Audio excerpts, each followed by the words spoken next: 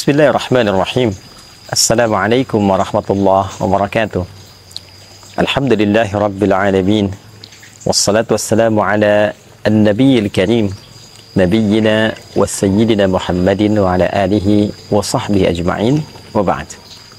Saudara-saudariku sebangsa setanah air, shaimin dan shaimat, di antara peristiwa teragung dan istimewa yang berlangsung di bulan Ramadan adalah peristiwa diturunkannya Al-Quran kepada Nabi Muhammad SAW sebagai wahyu utama.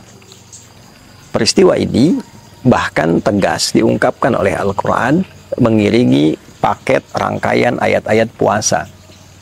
Bila kita baca paket rangkaian ayat puasa ini, kita temukan dari ayat 183, 184, 185, 186, dan 187 di surah Al-Baqarah, surah kedua dalam urutan mushaf Al-Quran. Maka penegasan ini kita temukan di ayat pertengahannya, yaitu ayat 185. Allah Subhanahu wa Ta'ala tegas menyampaikan, berfirman, "Syahrul Ramadan alladzi unzila fihi al-Quran hudan linnas wa bayyinatin minal huda wal furqan." Di bulan Ramadan yang diwajibkan engkau menjalani ibadah puasa itu, saat itulah diturunkan Al-Quran. Al-Quran diturunkan bukan sekedar menjadi kitab bacaan, untuk sekedar kita tilawahi, kita baca, kemudian kita lantunkan dalam keseharian. Tujuan utama Al-Quran diturunkan, kata Allah, hudan linnas, adalah sebagai pedoman berkehidupan untuk seluruh manusia tanpa kecuali. Wa bayyinatin minal huda, dan penjelas dari pedoman itu. Dijelaskan bagaimana kita terlahir, untuk apa kita berkehidupan, bagaimana perkembangan dan tumbuh kita dari kecil sampai dengan dewasa, bagaimana kita memilih beraktivitas di dunia yang kita jalani ini, bagaimana kita menata kehidupan yang baik, apa yang harus dikerjakan, apa yang mesti ditinggalkan. Bagaimana kita menjalani hidup sampai ke ujung wafat kita meninggalkan dunia. Peristiwa apa yang terjadi dalam konteks kita meninggalkan dunia ini saat sakaratul maut. Apa yang terjadi di alam kubur. Bagaimana keadaan manusia saat dibangkitkan. Seperti apa peristiwa dalam kebangkitan itu. Bagaimana dan kapan serta di mana manusia dikumpulkan setelah kebangkitan, hingga pada puncaknya adalah penghisaban dan penentuan apakah mendapatkan ridha dan rahmat Allah dengan surga itu, ataukah bertempat di tempat hukuman yang kita kenal dengan neraka itu. Itulah Al-Quran. Jadi saat kita diperkenalkan oleh Allah dengan Al-Quran, mukjizat teragung yang melekat pada kerasulan Nabi Muhammad SAW, dalam saat yang bersamaan kita diajari tentang cara berkehidupan. Al-Quran bukan sekedar mukjizat. Al-Quran adalah manhaj. Al-Quran adalah pedoman yang mengeluarkan kita dari segala macam kerumitan dan kesulitan hidup menjadi cahaya yang mengiringi kita pada kemudahan dan kenyamanan dalam berkehidupan. Itulah sebabnya Allah memberikan satu contoh yang menggugah pada diri kita dan mengajak akal kita dalam saat yang bersamaan untuk berpikir. Saat Al-Quran diturunkan di komunitas yang begitu dalam tingkat kriminalitasnya. Semua ragam keburukan nyaris sempurna dilakukan pada komunitas dimaksud, sehingga disebutlah masyarakat ini dengan nama jahiliyah. Perampokan, perzinaan, mabuk, pembunuhan, tipu-menipu, pembegalan, komplit terjadi di lingkup masyarakat ini. Lantas apa yang terjadi? Allah tidak mengembalikan tongkatnya Musa alaihissalam kepada Nabi Muhammad SAW, atau menitipkan mukjizatnya Nabi Isa alaihissalam pada Nabi Muhammad SAW. Namun Allah Subhanahu wa Ta'ala mengirimkan satu pedoman tata cara berkehidupan yang elegan, yang ideal, sehingga mampu merubah tatanan masyarakat yang berada di titik nadir keburukan itu berubah menjadi contoh teladan pada masyarakat terbaik yang pernah hidup di muka bumi. Jahiliyah berubah menjadi khair ummah. Diturunkan Al-Quran menjadikan hati yang keras dan kasar menjadi lembut dan begitu baik. Pencuri berubah menjadi orang yang sangat dihormati. Orang yang rakus berubah menjadi orang yang begitu dermawan. Orang-orang pecundang berubah menjadi pemenang. Orang-orang pemukul berubah menjadi perangkul. Semua jenis kebaikan yang dibawa oleh Al-Quran berhasil merubah masyarakat itu dari sekedar jahiliyah menjadi istimewa khairu ummah. Kuntum khairu ummatin ukhrijat linnas. Kalian adalah umat terbaik yang pernah terlahir dan berkehidupan di bumi. Demikian persaksian Allah pada transformasi perubahan masyarakat jahiliyah yang terjadi. Dan menariknya, kurikulum ini tidak hanya berlaku di kalangan masyarakat yang hidup di era Nabi. Ia dijaga oleh Allah sampai semua kita kembali pada Allah Subhanahu wa Ta'ala. Bahkan Al-Quran menjadi saksi untuk kita, pemberat mizan kita, syahidun lana au syahidun alaina. Ia bahkan menjadi syafaat bagi orang-orang yang mau mencintai, mendekat, berinteraksi dan mengamalkan kandungannya. Syafi'an li ashabihi. Nabi menegaskan ia bisa menjadi syafaat untuk sahabat-sahabatnya, untuk yang gemar mencintai dan mengamalkan isinya. Itulah Al-Quran.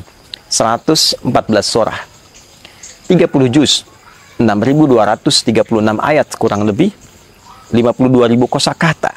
Keseluruhannya bukan sekedar kalimat-kalimat yang dibacakan. Betul, membaca mengantarkan kita pada kedamaian, ketentraman. Itulah Al-Quran. Membaca sesungguhnya adalah gerbang untuk mendalami makna. Kita membaca Quran untuk tahu isinya.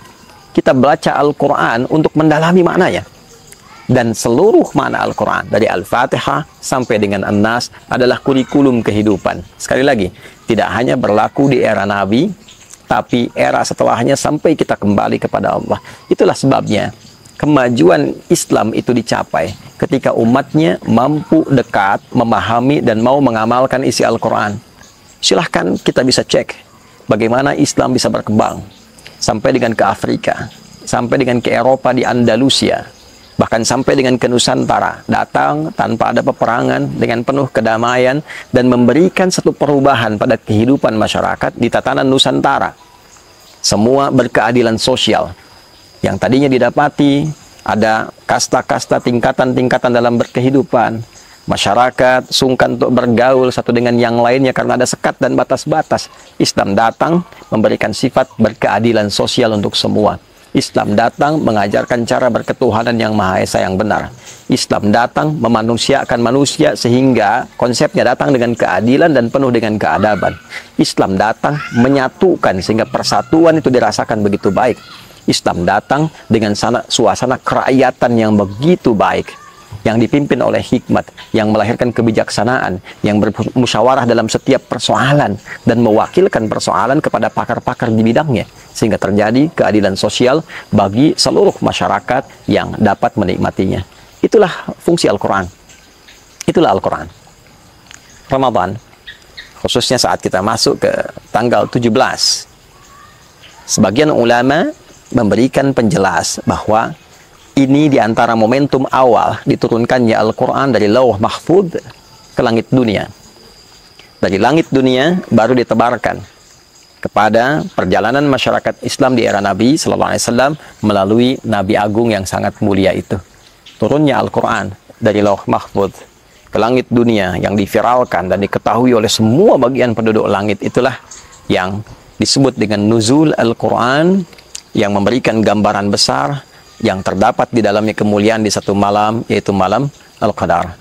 Sedangkan turunnya kepada Nabi SAW sesuai dengan peristiwa-peristiwa dan kebutuhan masyarakat pada saat itu, sehingga menjadi kurikulum bagi kita sampai dengan saat ini, diberikan oleh Allah dalam durasi waktu yang sesuai dengan perjalanan dakwah Nabi Muhammad SAW. Kurang lebih 22 tahun beliau berkehidupan dan menjalani masa dakwah. Untuk itu, teman-teman semua, sekarang saatnya kita mengeluarkan kembali kurikulum itu. Yang menjadi pelajar, keluarkan ayat-ayat yang membimbing kita bagaimana cara belajar yang baik. Tidak mudah lupa, memahami dengan benar, mengamalkan apa yang kita pahami dan diimplementasikan dalam kehidupan berbangsa bernegara. Ayat-ayat tentang penyelenggara negara, bagaimana menjadi pemimpin yang adil, yang baik. Ayat-ayat tentang kehakiman, bagaimana menjadi hakim yang jujur, yang mulia sehingga dipanggil dengan kalimat yang mulia. Ayat-ayat tentang keamanan saat bertugas di TNI, di Polri, ayat-ayat tentang parlemen, bagaimana menjadi utusan yang baik, bagaimana menjaga amanah masyarakat, bagaimana seorang anggota dewan akan dihisab, ayat-ayat tentang bisnis, bagaimana berbisnis yang benar, yang tidak merugikan, tidak memonopoli, mensejahterakan, membangun kemakmuran untuk sesama. Ayat-ayat tentang kerakyatan, bagaimana menjadi rakyat yang baik, bagaimana menjadi rakyat yang kompak, bagaimana menjadi rakyat yang akur, yang bersatu, terjauh dari perpecahan. Ayat-ayat yang membimbing para ustadz, para agamawan untuk menjadi pencerah, menghindari diri dari berbagai tipu daya tarikan dunia, bukan menjual diri, menjual ayat-ayat demi kepentingan-kepentingan materi. Semua tuntunan itu mengantarkan kita pada kesejahteraan dan kemakmuran bersama. Itulah Al-Quran.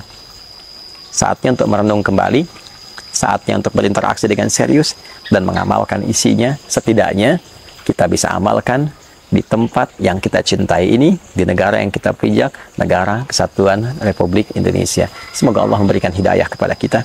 Semoga Allah menjadikan kita bagian dari ahli Al-Quran yang diterangi di dunia, diberikan cahaya di alam kubur, dan mendapat syafaat saat di akhirat kelak. Allahumma ja'alna min ahli Al-Quran. واجعل القرآن صحيبا لنا في الدنيا نورا لنا في القبور وشفيعا لنا في الآخرة يا أرحم الراحمين ربنا آتنا في الدنيا حسنة وفي الآخرة حسنة وقنا عذاب النار وصلى الله على سيدنا محمد وعلى آله وصحبه أجمعين وآخر دعوانا سبحانك اللهم ربنا وبحمدك نشهد أن لا إله إلا أنت نستغفرك ونتوب إليك والحمد لله رب العالمين. Adi Hidayat, Mira, selamat berbuka. Assalamualaikum warahmatullahi wabarakatuh.